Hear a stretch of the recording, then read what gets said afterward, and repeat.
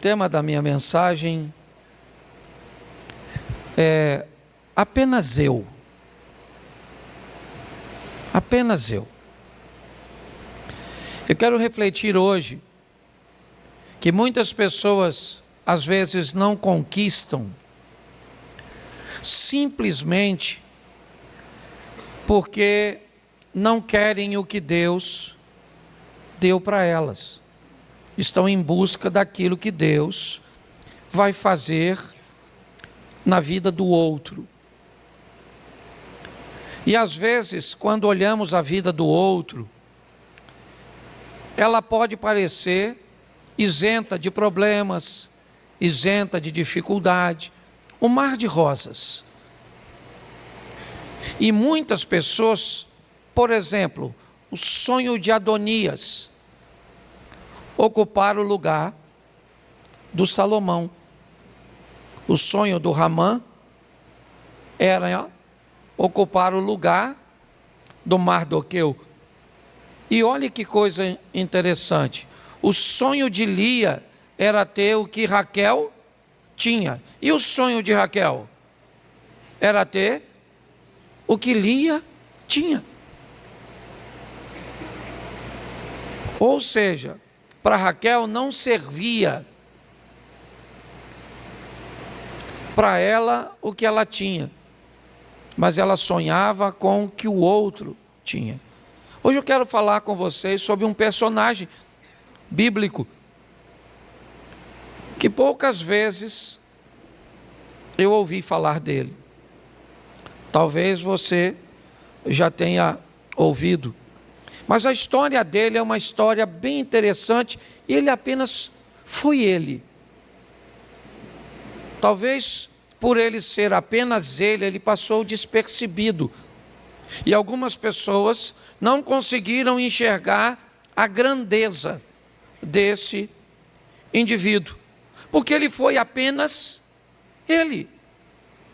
Talvez você se acha pequeno ou acha que ser você não é muito legal. Talvez você tenha a inspiração de outra pessoa, e tem nada de errado nisso. É importante você olhar e se inspirar em outras pessoas. Mas é importante também que você entenda que você precisa ser você mesmo e que há grandeza que talvez ninguém consiga enxergar.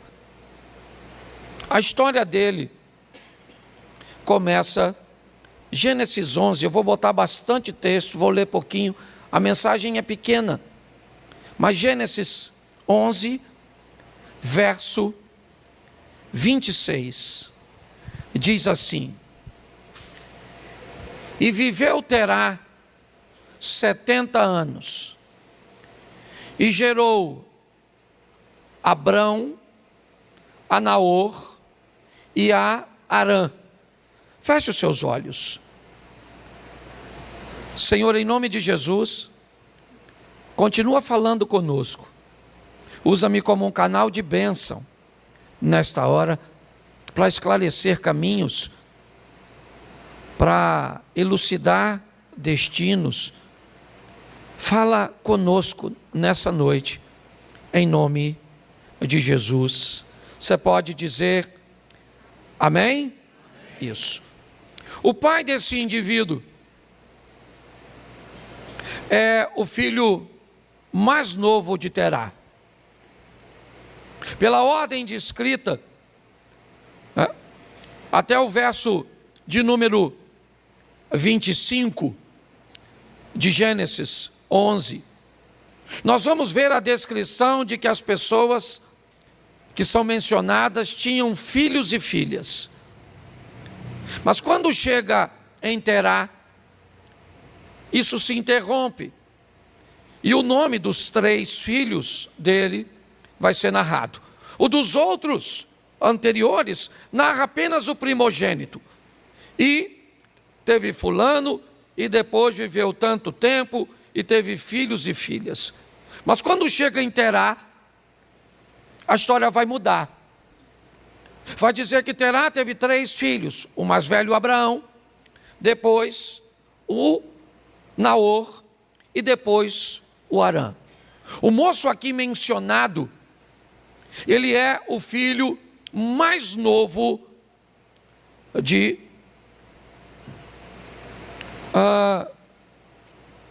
Arã. Ele vai ser o filho, né, do filho mais novo. Eu quero mostrar a você hoje que, pela perspectiva, ele tinha tudo para não ser ninguém. E, na verdade, para muita gente, ele vai passar por despercebido. Se você acha que isso é pouco, talvez suas desculpas sejam melhores do que a dele para não ser um vencedor. Ele é apenas o filho do filho mais novo. No verso 27, preste atenção. Estas são as gerações de Terá. Terá gerou Abraão, a Naor e Arão. E Arã gerou quem? Ló. Ló. Esse é o personagem que eu quero ver com você. É esse indivíduo. O que esse cara viveu? Será que ele foi um vencedor? Não deve ter sido. Ele não foi Davi, ele não foi Noé, ele não foi Salomão, ele não foi um profeta, ele não foi um rei, ele não foi um sacerdote, ele não teve notoriedade, ele não teve fama. Será que ele foi um vencedor? Será que eu consigo vencer não tendo o que outras pessoas conseguem ter? Eu consigo conviver com isso? Ele foi apenas ele, mas eu quero te mostrar onde esse cara chegou. E tinha tudo para não chegar. Provavelmente, verso 29. E tomaram Abraão e Naor mulheres para si. O nome da mulher de Abraão era Sarai, o nome da mulher de Naor, Milca. Preste atenção. Eram 3 filhos: Abraão, Naor e Arã. Arã teve Ló como filho. Mas o nome da mulher de Arã não aparece. Ela não é citada. Você vê que a dos 2 mais velhos, né, a citação está aí. O que indica que provavelmente Arã havia engravidado uma mulher e ela gerou um filho. O que indica que ele não teve uma família convencional. Não. Não cita o nome da mãe do cara. Ok? Não é citado. Você não sabe. Ele é filho do filho mais novo, é verdade. E agora, me parece que ele é filho de um fruto que não é um casamento convencional, não. Simplesmente, ele não é um filho planejado, algo que foi desejado. O nome da mãe dele não aparece. Mas não tem problema. Sempre pode piorar. Verso 28. Morreu Arã, estando ainda seu pai, Terá, ainda vivo, na terra do seu nascimento, em Ur dos Caldeus. Preste atenção. A mãe dele pode ter morrido, era muito comum morrer durante o parto. A própria Raquel vive isso, certo? No parto de Benjamim, a esposa de Jacó, ela morre durante o parto. Se você conhece um pouquinho da história antiga, era muito comum a morte das mulheres durante o parto. Mas mais do que isso, ele não tem mãe, pelo menos ela não é citada, e agora também ele fica sem pai. Se ele tinha uma mãe, ela não é mencionada, não é contada. Se ele tinha um pai, ou tinha, ele acaba de morrer, está aí, morreu Arã, seu pai, certo? O Tera ainda estava vivo quando Arã morre, e ele fica sem pai, ele fica sem mãe. Mas a vida vai ter que dar um jeito. Verso 31. Tomou Tera Abraão, seu filho, e Aló, filho de Harã, filho de seu filho. Bom, agora ele é adotado pelo avô. Isso. Com a morte de Harã, o avô então se vê responsável de adotar aquele rapaz, que provavelmente não vai ter muito futuro. É muita tragédia para o indivíduo só. Se não bastasse ser filho do mais novo, não ter uma posição e hierarquia no clã tão alta, tão sustentável. Apesar de ter uma mãe, ou ser um fruto de um relacionamento que não era dos melhores, dos mais convencionais,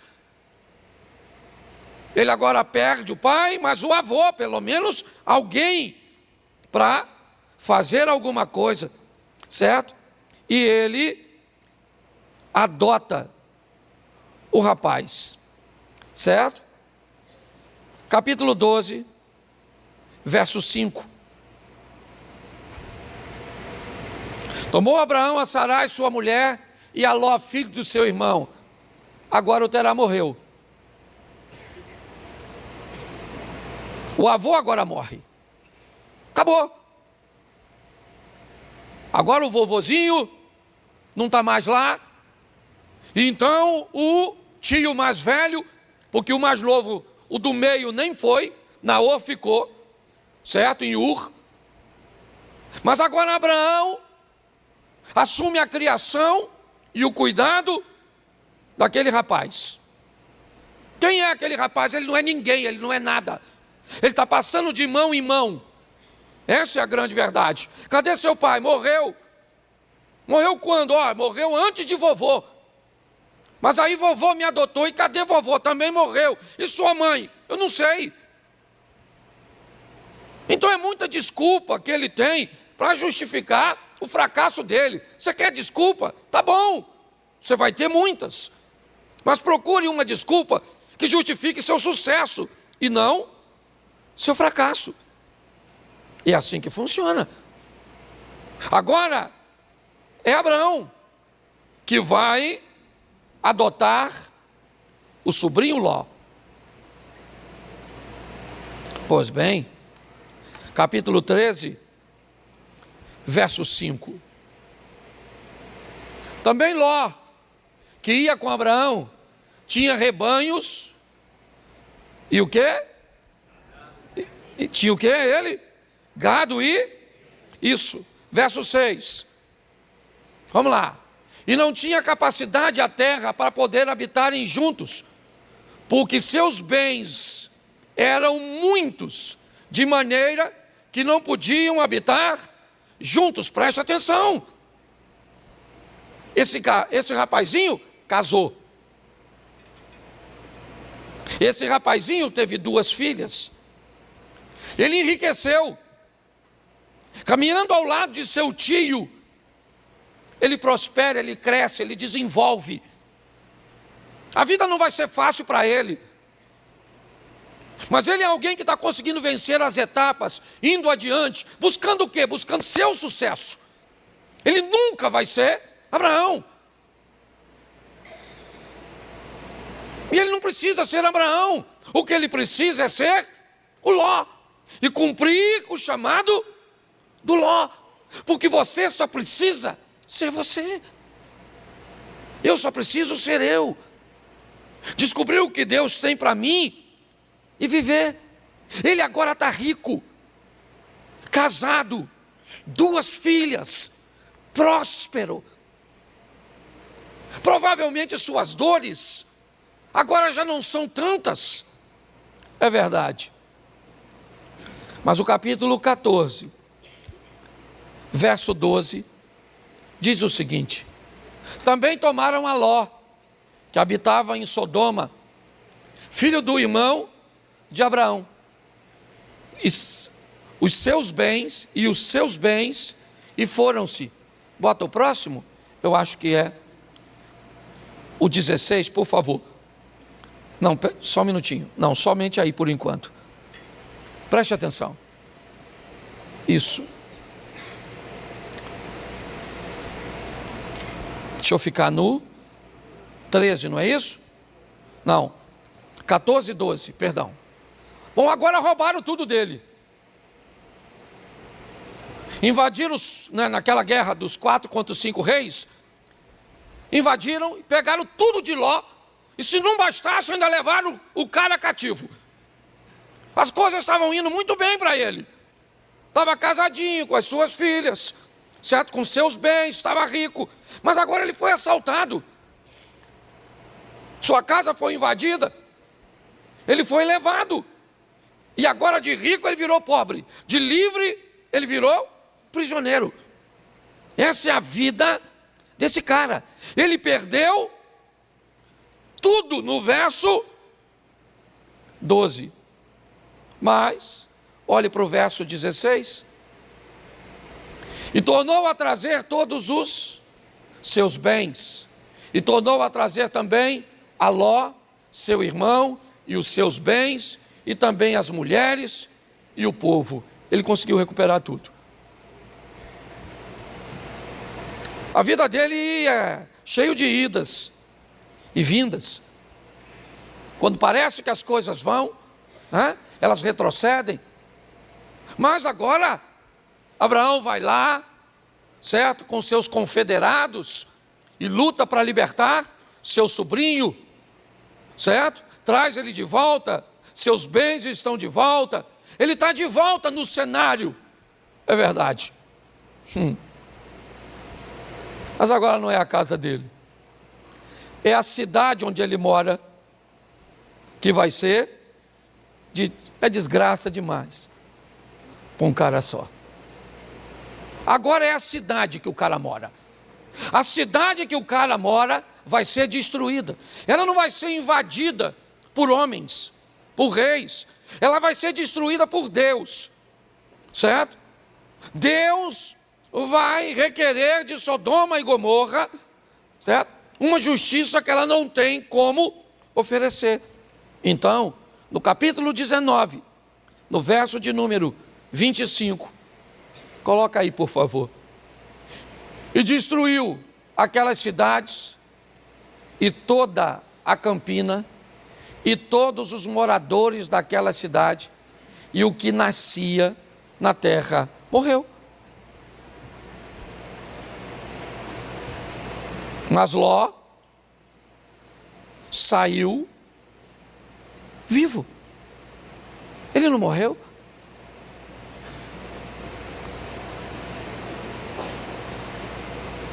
Olhe bem, pega a trajetória desse cara. Foi tudo destruído. Ele foi roubado, viveu tudo o que viveu, mas continua vivendo. Se o que você enfrentou ou enfrenta não é forte o suficiente para te matar, prossiga. Prossiga, porque aquele que há de vir virá e não tardará. Você está entendendo? Reúna o restinho das forças que te sobrou. Mas vai embora. Continue lutando, porque é isso que esse cara está fazendo.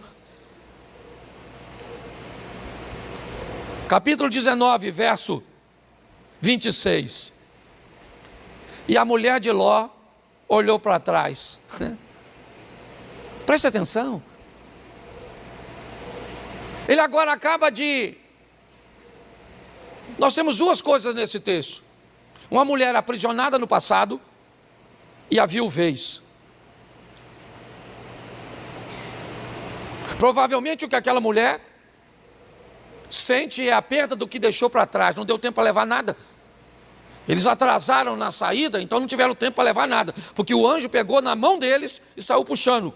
Ou seja, eles só levaram o que tinha no corpo. É assim que funciona.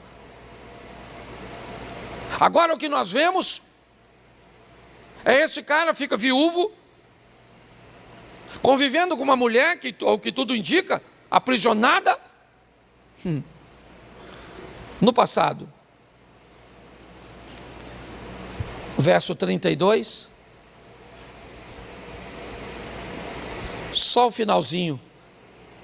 Para que em vida conservemos a descendência de nosso pai. Enquanto a mulher está presa no passado, suas filhas estão preocupadas com o futuro. É isso. Esse é o cara. Problema de paternidade, problema de família, adoção, perdas, confusão, tá certo? Virou escravo um período da vida, sua casa e todos os seus bens foram destruídos, ficou viúvo, convivendo com a mulher aprisionada no passado, suas filhas, se você conhece o texto, sabe que elas embebedaram ele, certo? Para engravidar do pai, tão preocupadas com o futuro, que foi isso que elas fizeram. Olhar para a vida desse cara, provavelmente você não gostaria de ser ele. Se você olhar a vida dele, talvez ele não merecesse nem ser mencionado, se você não olhar para o final dessa história. Seja franco aqui, quantos de vocês aqui presentes já ouviram mensagens na igreja a respeito de Noé? Levante a mão. Davi, Salomão, o Pedro, o Paulo. Quantas ouviram de Ló? 1, 2, 3, 4. Ele não é um cara popular. Por quê? Porque ele era comum. E nós queremos puxar os heróis, os caras que aparecem, aqueles que têm notoriedade, que ganharam fama, que ganharam respeito, certo? Que são mencionados na maioria das vezes. E às vezes somos tão contaminados por isso que não queremos ser quem fomos chamados para ser, porque isso não nos interessa. Queremos o lugar, o posicionamento, onde sejamos vistos, pelo menos pelas pessoas. Para Deus jamais vamos passar por despercebido. Mas esse cara, diante de tudo isso, problema com a esposa, problema com os filhos, problema com os pais, problema com o dinheiro, certo? Problema com os funcionários. Ele teve todos os problemas do mundo, que não dá para entender como esse cara vai fazer para terminar sua vida bem. Aliás, não se tem a consideração de dizer quando ele morreu. Todo mundo que você olhar antes, principalmente no verso 26, está lá dizendo, morreu com tantos anos, morreu com tantos anos, morreu com tantos anos. E eu escrevi um texto, pequenininho, uma frasezinha, como se eu fosse o Ló. E ele diz, não se preocupe com a minha morte. Ninguém sabe quando, nem onde. Mas observe o que eu deixei.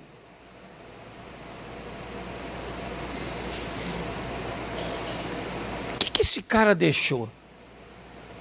Que legado um cara desse pode ter deixado, sendo enganado pelas filhas, problema com o filho, problema com a esposa, problema com os pais, certo?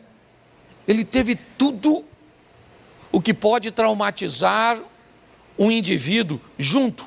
Eu conheço gente que não anda só por causa de um trauma desse. A minha vida não anda porque eu não sei quem é minha mãe, não sei quem é... minha vida não anda, sabe? Meus filhos me puxam para trás, as filhas puxou para trás, a mulher esquisita, certo? Pensa.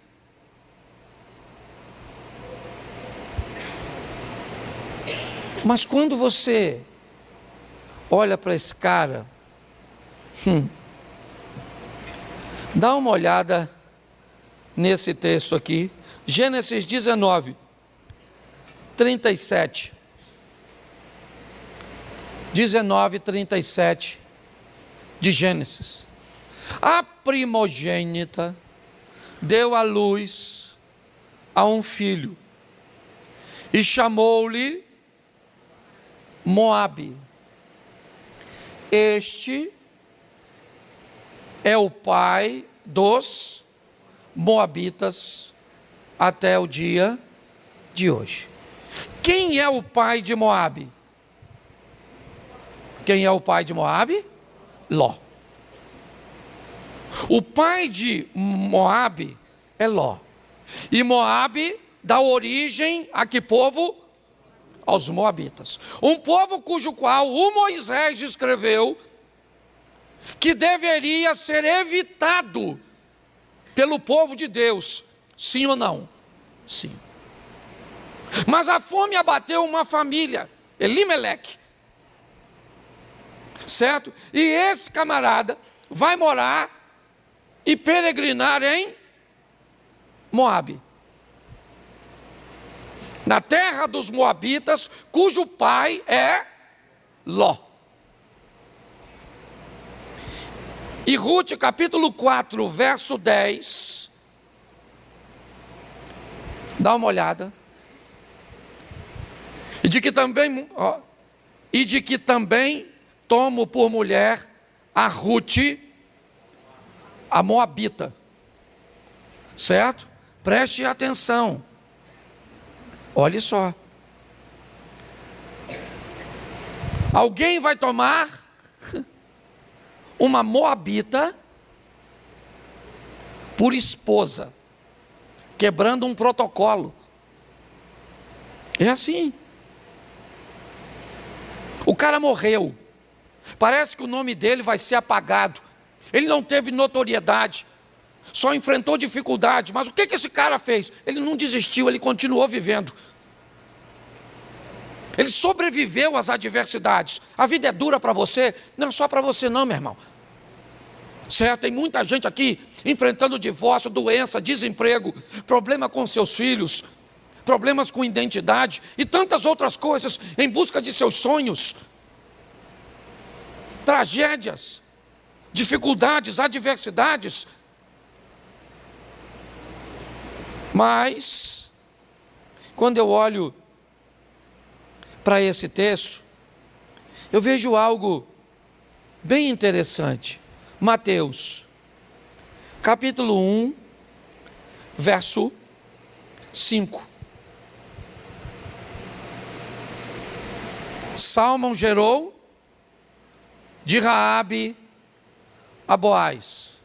Boaz gerou de Rute a Obed. Obed gerou a... Vamos embora. Jessé gerou o rei Davi. Preste atenção. Esse texto está no Novo Testamento e narra nada mais, nada menos do que a genealogia de quem? De Jesus Cristo. E quem é que está lá na genealogia de Jesus? Uma mulher chamada Rute, que era uma cujo pai, quem era? Não pai da Rute, mas do povo. Quem era? Quem era? O Ló. O nome da família desse cara está na genealogia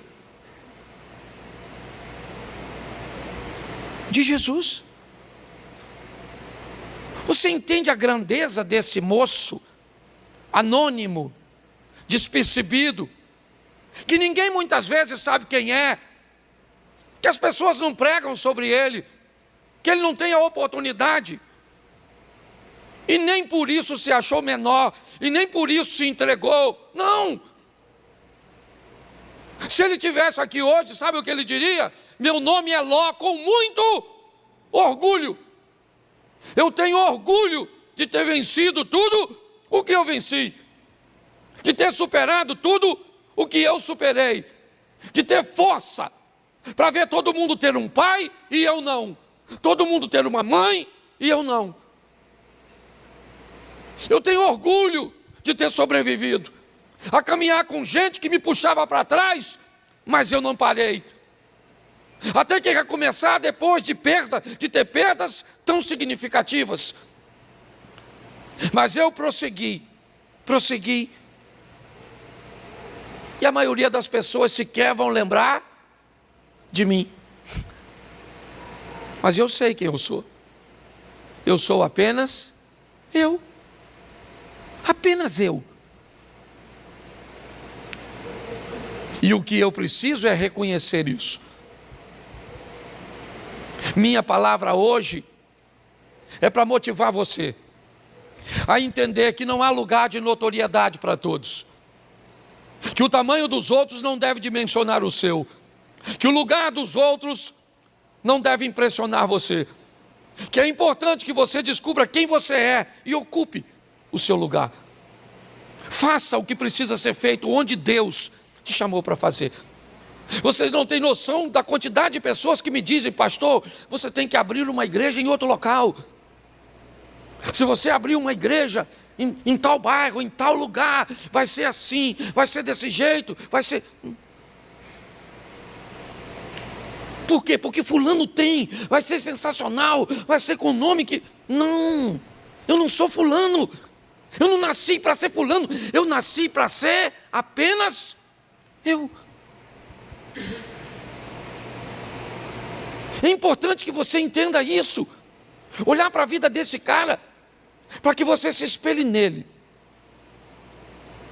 E aprenda a enfrentar suas adversidades, seus problemas, suas limitações, certo? E todas as tragédias e circunstâncias que vão estar na sua periferia, com um único propósito: fazer o seu coração azedar. Prossiga, caminhe em frente para ser apenas você, com muito orgulho. O orgulho de ser você. Um dos maiores exemplos disso se chama João Batista, o primo de Jesus. Max, seja franco. Se tu fosse o primo de Jesus, pensa, Alexandre. Vamos lá, Bruno. Tu é o Cristo? Não sou, mas sou a primo. Fomos criados juntos. Dormia lá em casa. A gente fazia bagunça. Pare para pensar.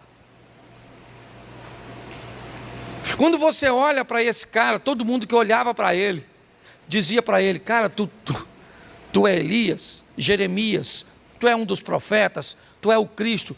As pessoas tinham dificuldade de saber quem ele. Ele disse: não, rapaz, não. Eu não sou Jeremias, não sou Elias, não sou a encarnação de um... Eu sou apenas uma voz que clama no deserto. Cara, mas você é o cara. As pessoas saem de casa, multidões para te ouvir no deserto. Não, cara. Eu, certo, batizo vocês com água, mas depois de mim... E sabe o que é mais engraçado? Que Jesus disse a mesma coisa: eu vou embora e vocês vão fazer coisas maiores. Sendo o quê? Maior que Jesus? Não! Sendo você. Ninguém ia ser maior que Jesus. Ninguém foi maior que João. O que João foi simplesmente ser o João. Jesus foi Jesus. Só isso. E por isso ele foi grande. Então procure e faça o que Deus chamou você para fazer. Essa é a grande beleza da caminhada. Se as pessoas vão notar, se elas vão reconhecer, se elas vão te ovacionar, não que o reconhecimento seja ruim, não, mas ele pode não vir.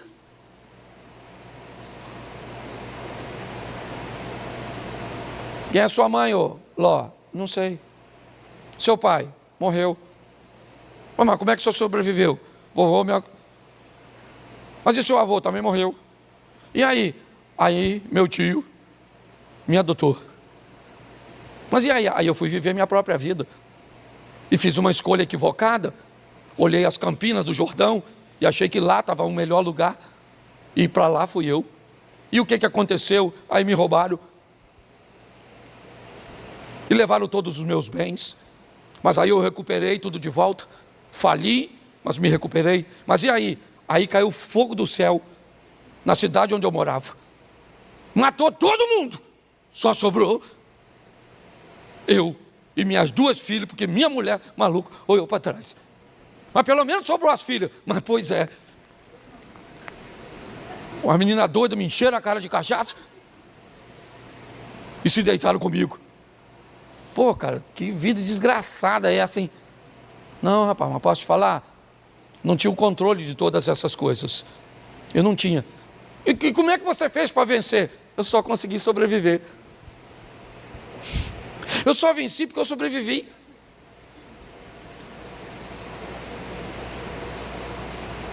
Seja um sobrevivente. Alguém que consiga ser apenas você. Às vezes com muita vergonha ao redor do seu nome. Talvez você não goste de muitas histórias que envolvam seu nome. Porque você tem passado. E aí? Quem é que não tem? De alguns episódios do nosso passado, eu tenho certeza que você não tem nada para se vangloriar. Nada. Certo? Mas e aí?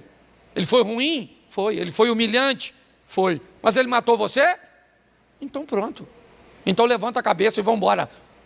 Você está entendendo? Erga a sua cabeça.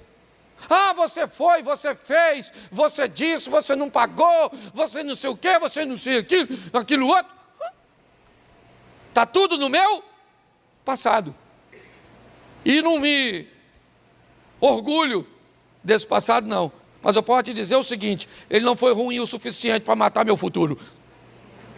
A misericórdia de Deus me alcançou. E esse é o Ló. Então, meu filho, minha filha, levanta a cabeça e vamos embora, porque o pau está quebrando. Certo? O bagulho está doido. E o que nós vamos fazer? Vamos embora, vamos continuar lutando, vamos continuar vencendo. E vamos embora. Ora, vivendo momentos agradáveis, ora desagradáveis. Talvez hoje você está enfrentando um divórcio. Ah, mas eu não gostaria. E pior, sabe o que acontece? Quem um dia já enfrentou, hoje julga você que está enfrentando.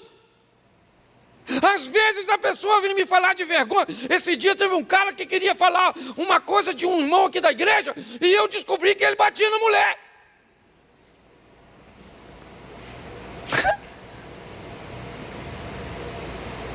Eu olhei. Eu não ia falar que ele batia na mulher, porque senão ele descobria que a mulher contou. Mas eu olhei. Eu falei: Jesus, tem misericórdia. Certo? Então a vida é desafiadora, meu irmão. O segredo é: fique vivo. Não morra, não. Certo? Permaneça. Seja apenas você, com muito orgulho, e deixe alguma coisa para as próximas gerações. Porque com essa bagunçada toda, quem é que ficou? Eu lembro, hoje eu posso falar de meu pai. Que Deus o tenha. E eu termino aqui falando dele. Quando estava vivo não falava não, porque eu respeitava ele. Mas papai, assim, uma vida bem esquisita. Certo? E ele engravidou minha mãe tinha 14 para 15. E ele me tomou da minha mãe, me deu para uma tia, que me deu para outra tia, que me deu para outra tia. Igual o Ló. Pensa, foi uma vida bem difícil. Difícil mesmo. Eu já contei isso aqui, eu era louco para ter um short, lembra? Adidas. Pô, mas minha tia não tinha condições. E aí eu fui na feira e vi Porque quando você quer algo, você enxerga o que não está, o que não é. E aí eu olhei e tinha um short Adidas, azulzinho, clarinho, Geraldinho. Bonitinho, lisinho assim, Adidas. E eu voltei e pedi minha tia, mas era assim hoje, assim, o short devia ser uns R$ 30. Pô, eu enchi a paciência da minha tia e do meu tio para me dar os 30. A feira, sabe onde era essa feira que é aqui, ó? Os mais antigos aqui em Xerém, era lá em frente à sua padaria lá, Reinaldo. Lá nos blocos. E fui eu para lá a pé. Morava ali na Praça da Mantiqueira. Menino, vi aquele short azulzinho. Mas eu comprei uma, pensa na felicidade que eu voltei. Caraca, eu falei, agora finalmente, eu vou poder usar um short de marca. R$ 30. É porque o pobre tem dessas coisas. Eu não é? Se alguém, se alguém falar que tem, você também quer ter. Menino, não fui para casa, tomei um banho. E botei aquele short azulzinho. Mas Satanás, é Satanás, né? Quando minha prima me viu, ela começou a rir. E eu não sabia do que ela estava rindo. Que short é esse, Cláudio? E eu falei, agora vem um elogio. Ela falou, Cláudio, isso aí está escrito Adibas. Mas eu não vi. Eu estava tão fissurado.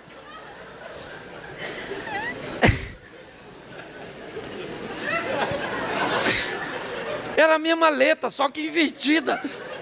É porque quando você quer muito, não precisa de muita coisa para te enganar. Às vezes o menino já mostrou que não é homem, mas a senhora está tão no sufoco que pegou meia boca mesmo. É ou não é verdade? Você só descobre depois.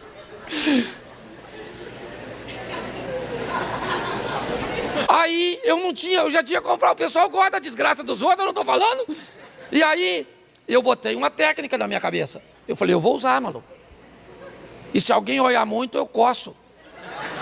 Porque aí eu dificulto a visão. Menino, assim fiz eu. Minha tia lavou o short. Ó. Saiu 3 letras, irmão. Pensa numa vida, pensa. Hoje eu tenho que rir disso, porque o final, eu falei, eu moro aqui em Xerém, eu era louco para namorar uma menina. Louco! Mas um moleque feio, ninguém queria. Até porque meu pai tinha fama de irresponsável. Então ninguém queria a filha namorando o filho de um homem daquele, que Deus o tenha. Você até é o católico, né? Isso. Mas era verdade. Pois bem, menino. Ninguém queria, eu doido para beijar. Aí as pessoas me provocavam, falavam, e aí, Cláudio, já está namorando? Eu falava, não, eu estou querendo estudar para me ser alguém. Que estudar o quê, rapaz? Eu queria beijar na boca. Quem é que ia beijar um moleque feio daquele? Ruim. Eu beijava espelho. E eu sei que eu não sou o único, quer ver? Quantos aqui já beijaram espelho? Levanta a mão. Levanta a mão ou Deus vai te castigar. A mão, como é que levantou? Viu, sabe? A mão, como é que levantou? Beijava espelho, maluco. Doido. Ah, menino. Aí, essa moça aí, ó. Um dia, se interessou por mim, né? Eu era um gato. Miau. Eu não tinha onde cair vivo. Eu falo com ela, minha filha, o que você viu? Ela falou que tinha olhos de águia. Eu falei que ela atirou no que viu, acertou no que não viu. E foi, pois bem. Eu olho para a minha vida hoje, às vezes eu passo aí na rua, umas meninas até que eu namorei, ruim, hein? Ruim. Que isso aí tá igual vinho, enquanto, né? Vintage. Quanto mais antiga, melhor. Porque mulher não envelhece, mulher fica loura. É ou não é verdade? É mais ou menos assim. Pois bem, o tempo passou. É verdade. E não foi agradável quando eu estava vivendo, não. Mas eu sobrevivi. Sobrevivi e sobrevivi. E você é um sobrevivente. Se orgulhe de ser você. Apenas eu. Certo? Diga assim, apenas eu. Isso. E eu tenho orgulho. Fale, eu tenho orgulho de ser eu. Isso aí. Ah, mas eu engordei. Emagrece. Ficou feia. Dá uma ajeitada na carcaça. Mulher é igual o submarino. Mulher funda, você encontra uma mulher, está acabadinha. Funda. Não disfarça. Não disfarça não, porque mulher é submarino. Elas vão para o fundo, mas quando você menos espera, elas sobem. Você encontra, caraca, maluco. Eu vi 6 meses atrás. Nossa, parecia um maracujá. Agora está lindérrima. Homem não, homem é navio. Fundou, filho. Vai virar morada de coral. Você está rindo, mas é sério. Então a vida prossegue. Então divirta-se enquanto é tempo. Porque desse jogo ninguém sai vivo. Essa é a verdade. Um dia todos nós vamos. Então faça como o Ló. Foi fácil para ele? Não, foi difícil. Dava para se vangloriar de todos os episódios? Ele perdeu? Viveu dificuldade? Sim. Mas ele venceu? Venceu. E você é um vencedor. Olhe para mim porque eu quero falar algo com você antes de ler. O tema da minha mensagem hoje é culpado, inocente ou inocentado. Eu quero fazer uma reflexão com vocês hoje de um dos sentimentos mais antigos que o homem teve que provar. Após o pecado, o homem prova o medo. O próprio Deus pergunta a Adão por que é que ele estava se escondendo, e ele disse, porque eu tive medo. Adão se depara com sentimentos que para ele são muito novos, como sentimento, como culpa, como medo, como vergonha. O pecado traz para a vida dele, para a minha e para a sua, um misto de sentimentos que muitas pessoas têm muitas dificuldades. Lidar com culpa, principalmente, de uma forma correta, é o privilégio de poucas pessoas. Pouquíssimas pessoas têm maturidade para gerenciar, para administrar a culpa. Por isso já deu para notar que, primeiro, essa mensagem que eu vou ministrar, ela não é para inocentes, ela é apenas para culpados. O meu propósito hoje é falar com quem tem culpa. Ou seja, essa mensagem que eu vou ministrar, ela é para você usar nas vezes que você for culpado. Nos momentos que você entenda que você tem culpa, seja totalmente ou apenas parcialmente. Porque às vezes nós não somos totalmente culpados de um fato, de um acontecimento, de uma briga, de uma traição, de um assassinato. Se vamos levar isso para o campo, né, da lei, do direito, dos homens ou divinos, é muito importante nós termos a maturidade de aprendermos a lidar com a nossa culpa. E é lógico que ainda corre o risco de algumas pessoas terem um problema, né? Como sociopatas, que têm dificuldade de se sentirem culpados por alguma coisa. Se você até hoje nunca se sentiu culpado de nada, Você sempre achou que a culpa sempre foi da sua esposa, do outro. Você está sempre certo. Tudo que você faz está sempre pautado numa razão. Isso é perigosíssimo. Eu te recomendaria um médico. Você corre o sério risco de desenvolver uma sociopatia. Porque não cometer erros é impossível, mas não se sentir culpado é possível. Só que isso é uma doença. Então eu preciso que você olhe hoje de uma forma madura, porque o meu propósito é ajudar você. Como eu vou lidar com a culpa? E eu acho que é por lidar de forma errada que muitas pessoas acabam tendo problemas. E se você é evangélico, se você é cristão, primeiro, você vai ter que entender que na Bíblia nós vamos tratar de culpa de duas formas.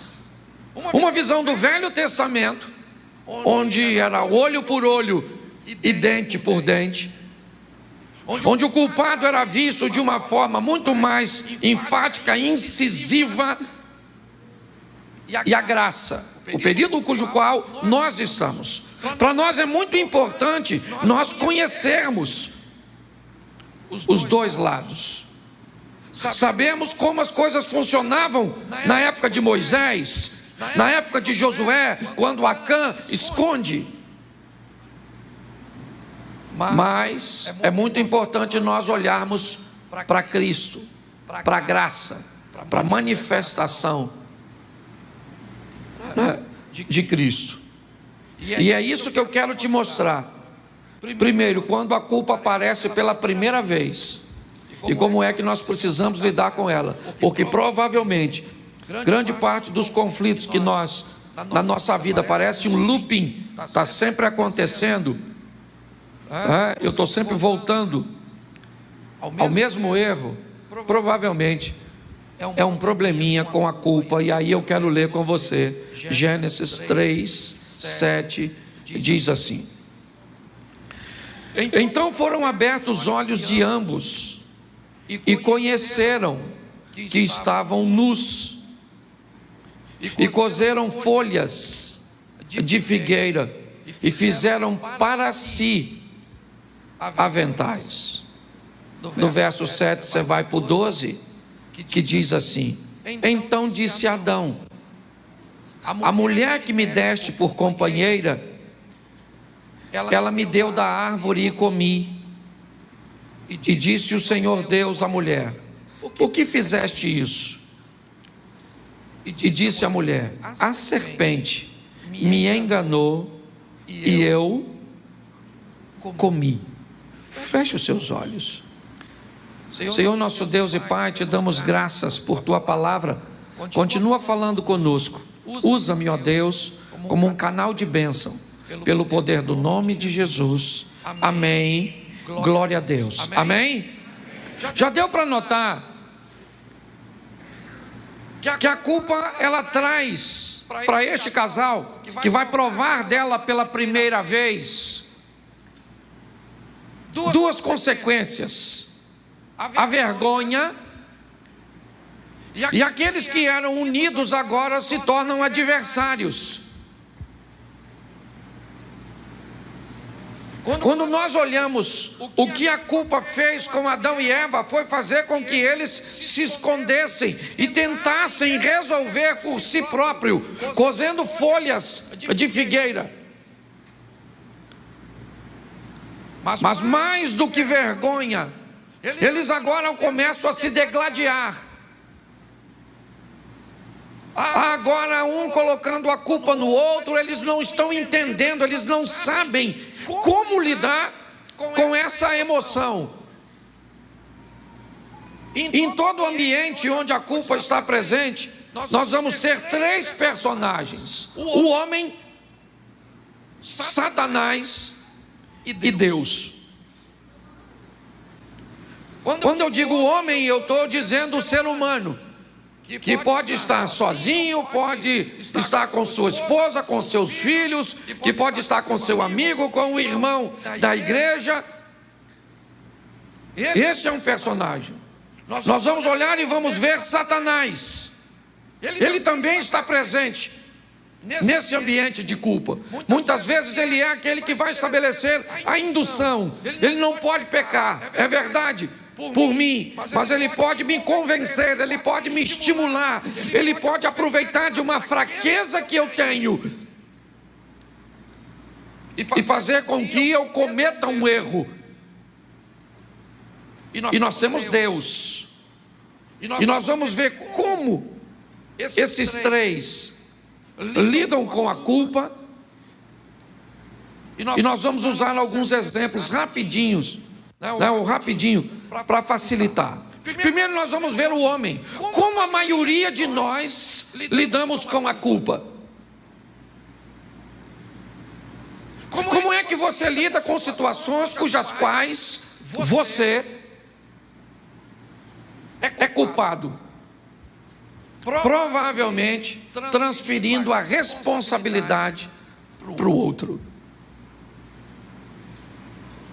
Na maioria das vezes que nós vamos conversar com pessoas para resolver situações, litígios, brigas, conflitos, crises, sejam de coisas simples ou criminosas. Não, eu matei porque ele fez isso. Não, eu atropelei porque só estava em alta velocidade. Não, ele entrou na frente. Não, porque você gritou com sua mulher. Não, eu gritei porque ela fez isso e isso e isso. Não, porque você pecou. Não, eu pequei por causa disso. Como é que o homem lida com a culpa? Se eximindo, em primeiro momento, de sua responsabilidade. Eu gosto muito de assistir reportagens criminais. E quando um criminoso chega para o primeiro interrogatório, até hoje eu nunca vi, a não ser que ele tenha sido pego em flagrante. Aí ele vai mudar de estratégia, dizendo que foi ele, mas arrumando uma culpa na outra parte que justifique o que ele fez. A maioria de nós não mudamos, não corrigimos a nossa trajetória, não consertamos, porque nós jogamos a responsabilidade no outro. Eu me divorcio da minha mulher. E por que eu me divorciei dela? Porque eu não consigo tolerar ela, a culpa é dela, porque ela é desse jeito, porque ela é aquilo, porque é aquilo outro, porque aquilo. E agora o que eu faço? Eu não tenho culpa nenhuma. Então o que eu faço? Eu entro em outro relacionamento, mas não corrigi nada que estragou aquele, porque eu não tinha culpa nenhuma naquele outro. Normalmente o grande problema nosso é que nós temos muita dificuldade de assumirmos a responsabilidade. Então normalmente o ser humano lida com a culpa transferindo responsabilidade. Ela não é sua, não é do seu chefe, ela tem que ser do governo, ela tem que ser do diabo, ela tem que ser de Deus. Isso é desde o princípio. Deus chega para Adão e disse: Adão, por que é que você pecou? Ele falou: para falar a verdade, não fui eu, foi a mulher que o Senhor me deu.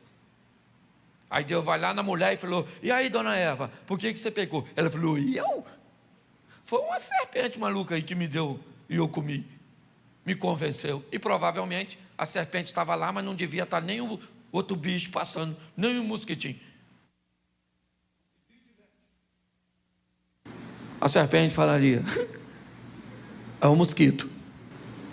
Por quê? Porque a maioria das pessoas querem e faz isso com maestria.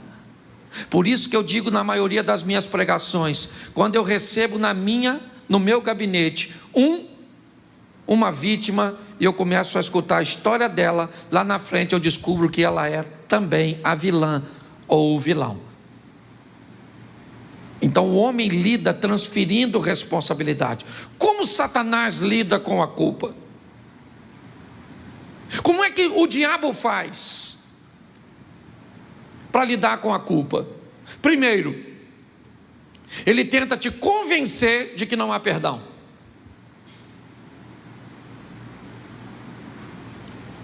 Se o diabo conseguir te convencer que não há perdão para o que você fez, que aquilo que você fez não tem possibilidade nenhuma de ser consertado, de ser revisto, de ser reavaliado, ele obtém sucesso. O interesse dele é exatamente esse: é fazer com que as pessoas se convençam de que não há perdão pelo que você fez. E aí já é meio caminho andado. Segunda maneira que o diabo age: provocando remorso e desejo de desistir da vida. Bom, já que o que eu fiz foi uma fatalidade, já que o que eu fiz não tem conserto, então realmente eu não mereço mais viver, eu tenho que tirar a minha vida. Essa é uma dor tão forte, uma humilhação tão grande, uma vergonha tão grande. Eu envergonhei a igreja, envergonhei minha família, envergonhei meus filhos, eu fiz isso, e agora o que eu vou fazer? Eu vou tirar minha própria vida. É assim que o diabo lida com a culpa, fazendo com que pessoas, ao invés de ter arrependimento, tenham remorso. Exatamente a diferença de Pedro para Judas Iscariotes. Sentem coisas diferentes e tomam decisões diferentes. Terceira maneira é que o diabo vai ver na culpa. Por que ele quer que eu peque? Porque ele vai ver na culpa a oportunidade de destruir a minha vida. Então para ele é um prato cheio você se sentir culpado.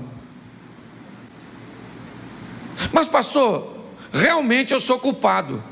Espera mais um pouquinho que eu vou chegar lá. Eu não estou dizendo que você é inocente. Eu abri minha mensagem dizendo que a mensagem que eu ia pregar é para culpado. Mas primeiro eu preciso que você entenda como você lida com a culpa, botando a sua culpa, né, nos outros. Como eu tenho um amigo que dizia assim: a culpa é minha, eu coloco em quem eu quero. Então tem gente que é assim. É só você conversar que você vai ver que ele não tem culpa nenhuma.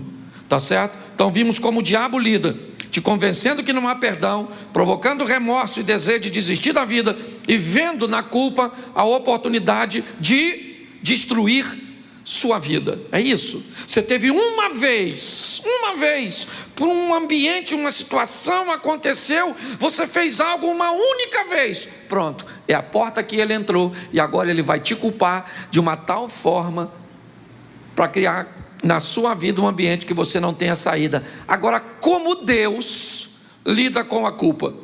Novo Testamento, é o que eu estou falando. Tratando o culpado como culpado. A Bíblia diz que Deus não toma o culpado por inocente, Ele é justo.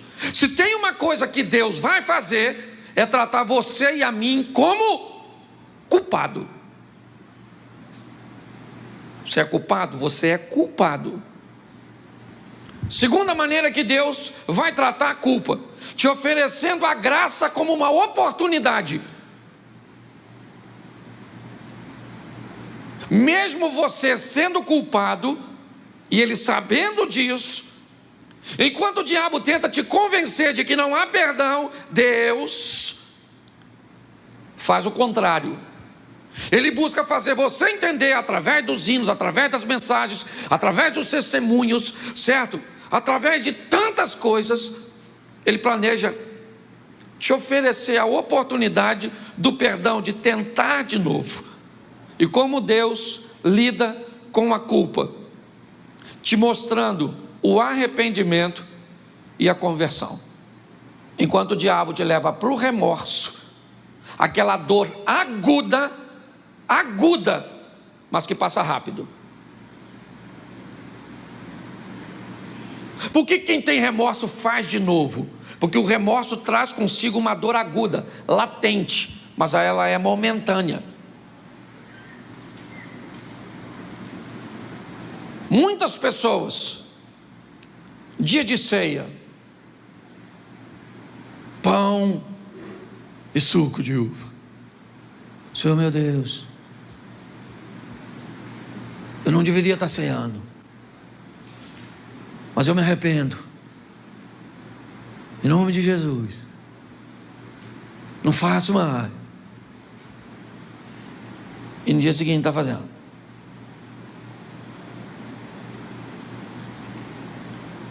Enquanto o arrependimento, ele é mais vagaroso, ele é menos incômodo, é verdade. A dor de quem está se arrependendo e se convertendo, ela não é aguda, não. Ela é mais lenta, ela é mais vagarosa. Ela não busca fazer você prometer coisas que você não pode cumprir, não. Ela conhece suas limitações, sua capacidade. Então a proposta de Deus vai lidar com a culpa, te mostrando que você precisa se arrepender e não ter remorso, se converter e não tirar a sua própria vida, ou achar que para você não tem jeito. Mas se eu estou falando de culpa, eu tenho que separar isso. Primeiro, quando eu sou culpado das leis e valores dos homens ou humanas, e quando eu sou culpado da lei ou dos valores divinos. Pastor, dá para dar exemplo? Dá. Eu fiz questão de fazer isso, porque eu acho que eu estou virando uma chave na minha própria vida no que diz respeito para lidar com culpa, para lidar com a minha postura, a minha mudança, sabe? Bom, a lei humana, como é que eu lido com a lei humana, eu sendo crente ou não? Eu matei alguém. Perante a lei humana, eu sou culpado ou inocente? Eu sou. E perante a lei divina também. Sim ou não? Porque eu matei. A pena, ela vai ser atribuída de acordo com os agravantes. Se eu planejei, se foi passional, se foi vingança, se eu ocultei o cadáver, se eu estava sozinho, se foi com apenas um tiro, se eu sou crente ou não, perante a lei dos homens eu sou culpado e eu tenho que pagar. Sim ou não? Sim. Agora vamos a valores. Não estou falando de lei, dos homens. Uma briga conjugal. Você xingou sua mulher te xingou. Esses dias, a mulher brigou com o marido aqui. Irmão, a mulher xingou o cara de tudo quanto é nome. Parecia um tiroteio. Crente, cheio de Deus. Só o eterno. E quando você vai ver isso, você vai dar uma olhada, aí são valores. Aí eu não estou falando de lei. Eles começam a estabelecer os seus valores, para definir quem está certo ou quem está errado, quem é culpado, quem é inocente. Então nós temos essas duas coisas na lei dos homens. E na lei divina, nós temos a lei, por exemplo, como o adultério. Quem adultera é culpado ou não? É culpado ou não? É culpado. Agora nós temos, por exemplo, os valores, que também acabam caminhando por uma subjetividade. Todas as coisas me são lícitas, mas nem todas me convêm. Quando eu olho para isso, eu começo a entender algumas coisas que eu queria ver com você. Por quê? Porque na maioria das vezes nós sabemos que somos culpados. Sim. Mas como é que nós vamos lidar com isso para mudar o nosso comportamento, para mudar o nosso temperamento? Porque se o evangelho não te muda, ele serve o quê para você?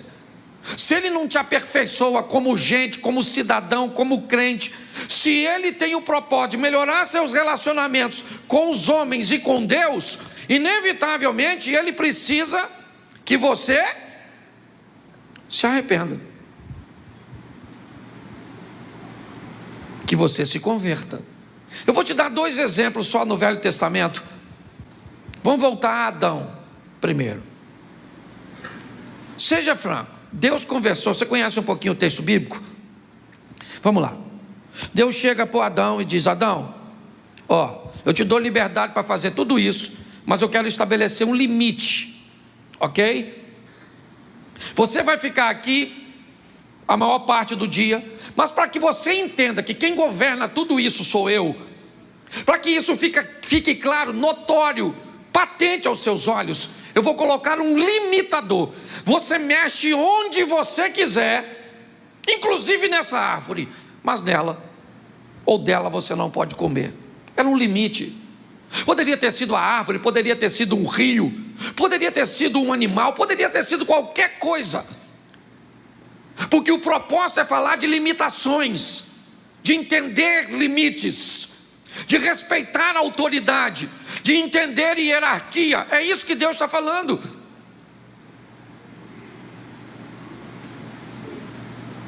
Tudo indica, na primeira narrativa da criação, né, que já no Éden ou no Gênesis nós temos duas, né? A primeira define como eles foram criados, o homem criado primeiro, depois a mulher, certo? Nós já temos outro definindo que foram criados macho e fêmea. Não está se contradizendo, mas eu quero só que você entenda uma coisinha importante, é que tudo indica que quem falou com Eva foi Adão. Quando o limite está para ser quebrado, você vê nitidamente que o discurso de Eva está quebrado, está furado, está falhado. Ela não sabe o que está dizendo. A informação que chegou para ela não chegou boa, ou ela não conseguiu entender. Sabe o que é mais incrível? É que ela comeu, e o texto não diz que aconteceu alguma coisa enquanto ela come, porque Deus falou com Adão. Aí imagina, vamos imaginar aqui, ok? Só para cá, é uma coisa que a gente tem mais facilidade. Vamos imaginar a Eva com aquela maçã suposta,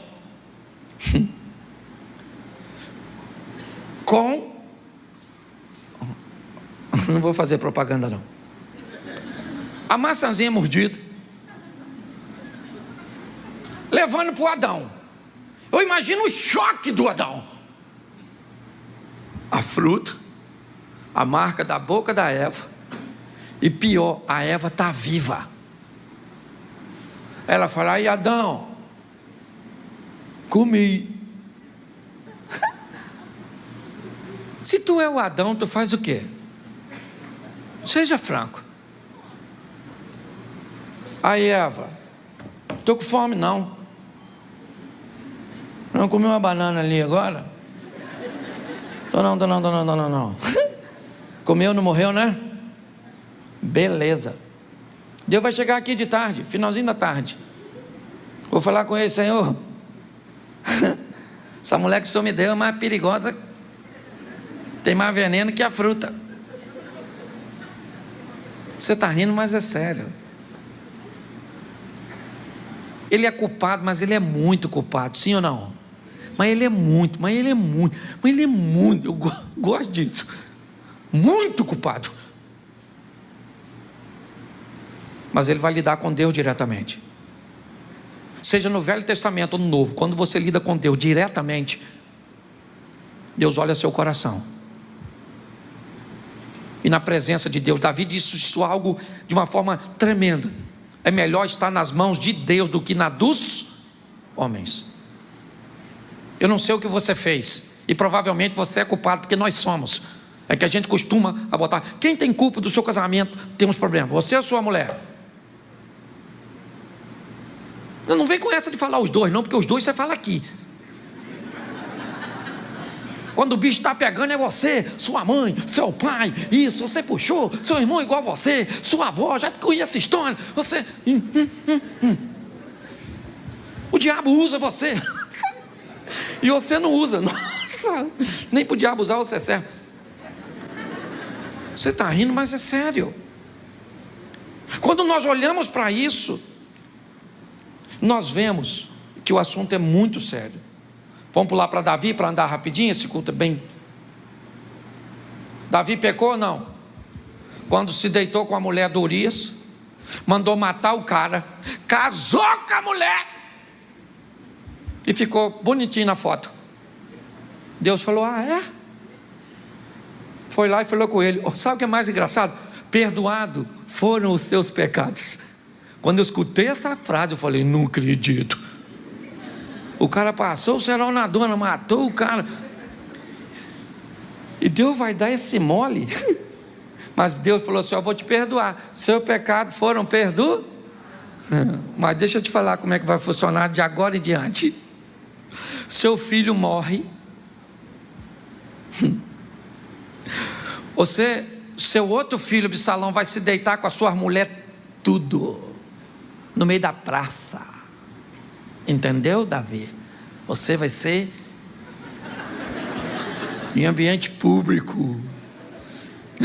E Deus diz que perdoou. Se não perdoa, o que eu aprendo aqui? Ele é culpado, sim ou não? Deus perdoou, sim ou não? Mas Deus não perdoou o efeito.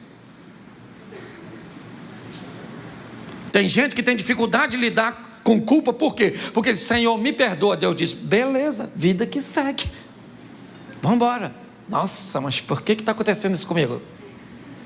Nossa, por que está acontecendo isso comigo? Nossa, você trai a mulher, você pede perdão a Deus e quer que a mulher te perdoe do mesmo jeito? Está assim de gente, com sérios problemas com essa questão.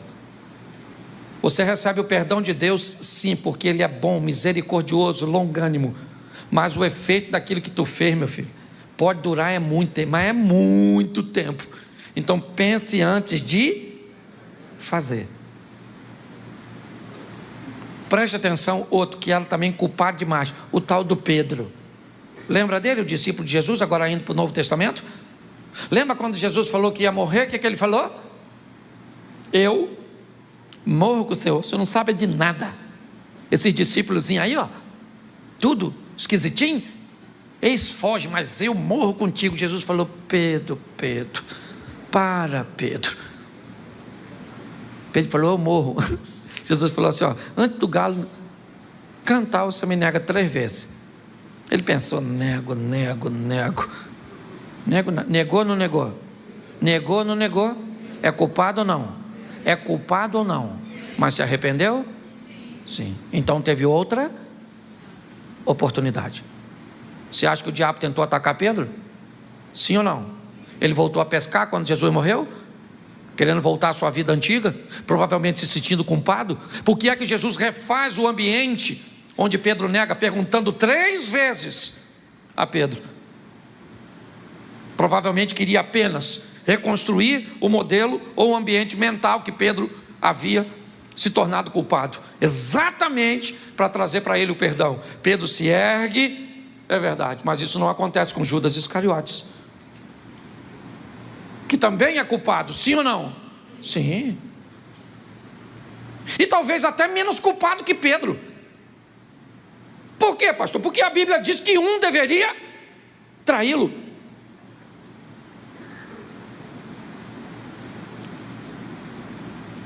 Quando Judas nega, inevitavelmente ele está fazendo, ou quando ele trai, ele está fazendo se cumprir uma profecia que dizia que ia ter um que ia trair. Mas a postura de Judas é que leva ele para o buraco. É a falta de habilidade de lidar com os erros. Nós temos que viver uma vida, irmãos, corrigindo os nossos erros, para que depois que nós passarmos, o próximo crente tenha um pouco mais de facilidade para falar de Cristo, para mostrar Cristo para as pessoas. Viva a sua vida de forma que o que vem depois de você, o crente que vem depois de você, encontre um ambiente mais agradável, mais fácil, mais tranquilo. Às vezes nós fazemos coisas tão ruins aqui, que o crente que vem depois, meu irmão, ele tem que desconstruir tudo o que nós fizemos. Nossa mente hoje ainda vive isso, nesse ambiente totalmente sabe, bagunçado de religiosidade que impregnou a nossa mente. Basta você fazer uma perguntinha que você destrói, às vezes, o conceito das pessoas. Quando eu olho agora para a mulher adúltera de João 8, ela estava adulterando e foi pega em? Ela é culpada? Ela é culpada ou não? Ela é culpada. Jesus trata ela como culpada? Sim ou não? Sim. Ela é culpada, porque você e eu somos culpados. Talvez não em todos os momentos, mas nós poderíamos mudar, nos aperfeiçoarmos muito, se nós fôssemos capazes de encarar a culpa de outra forma. Mas não, eu errei, e tem gente que diz assim, eu sei que eu estou errado. Pois é, reconhecer o seu erro não é sinal de arrependimento, é apenas sinal que você conseguiu levar a justiça para a situação. O que adianta eu dizer que eu estou errado se amanhã eu vou fazer de novo? O que a nossa vida está esperando, o que a Bíblia está esperando, o que Deus está esperando, o que uma geração está esperando, é que o Evangelho nos transforme. Mas não. Na maioria das vezes nós somos culpados, mas nós não vamos admitir isso. Vamos botar a culpa na esposa, nos filhos. Por que o nosso filho está assim? Porque nós não temos tempo. Por que esse menino está desse jeito? A culpa é sua, porque esse menino precisa do pai, e o pai é ausente. Ah é? Eu sou ausente? E você fica com ele o tempo inteiro, e quando eu vou corrigir ele, você não deixa eu corrigir? O tempo inteiro nós estamos lançando no outro uma responsabilidade que eu não sei quantos por cento. Aliás, para mim, ninguém precisa mudar 100%, principalmente casal. Para mim, se um casal, um muda 50% e o outro 50%, a gente já chega nos 100% satisfatório. Mas a grande questão é que quem está mudando, a vida financeira está mudando, os relacionamentos interpessoais estão mudando, o relacionamento divino está mudando. É como dizer para um desorganizado que ele precisa de mais espaço.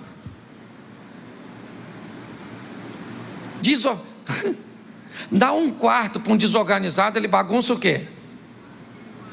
Um quarto. Dá uma cidade para um desorganizado, ele bagunça o quê? Isso, porque o problema não é o espaço, é a desorganização. Tem gente que é organizado com a caixa de papelão. Você chega lá, as roupinhas, tudo assim, ó. Tem gente que tem um closet. Você chega lá, meu Deus, o mundo se perdeu aqui dentro. A nossa vida está buscando o momento em que nós vamos tomar a decisão de mudança. E eu tenho aprendido, né? Não sei se eu consegui transmitir para vocês aqui, porque falou demais no meu coração. Sabe, eu olhei para a culpa que eu tenho com os meus filhos, com o meu casamento, com a minha igreja, com os meus negócios, com a minha mãe, com, sabe, o meu ministério. Eu queria que você saísse daqui olhando para isso. Como é que eu vou lidar com a minha culpa? Ela é minha e eu sou culpado. E a melhor maneira de viver algo incrível é levando isso a sério.